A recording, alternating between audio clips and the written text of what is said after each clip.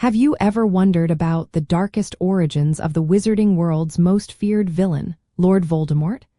What could drive someone to commit such unspeakable acts, especially against their own blood?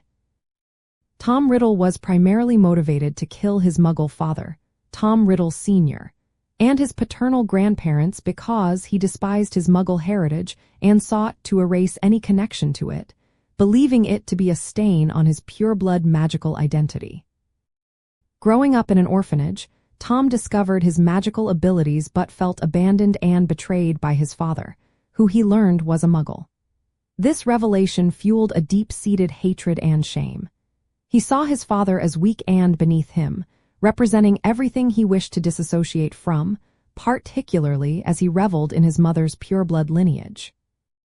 The murders were a brutal act of self-cleansing, an attempt to sever ties with the part of his past he found most contemptible and to solidify his perceived superiority. Understanding these motivations helps us contextualize his transformation into Lord Voldemort, explaining the roots of his radical pureblood ideology and the depth of his self-loathing.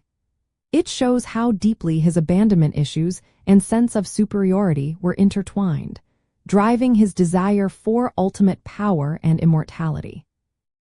An intriguing detail is that Tom Riddle Jr. used his Uncle Morphin Gaunt's wand and manipulated his memories to frame him for the murders, further showcasing his cunning and lack of remorse. The murder of his father was also the very first act that allowed Tom Riddle to create a Horcrux, specifically his mother's locket, marking a pivotal step on his path to becoming the Dark Lord. He changed his name from Tom Riddle to Lord Voldemort shortly after discovering his heritage, signifying his complete rejection of his father.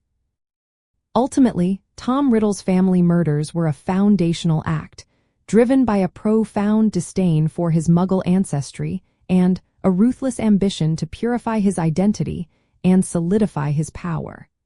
This crucial moment reveals the psychological blueprint for the monster he became, offering a chilling insight into the mind of Lord Voldemort.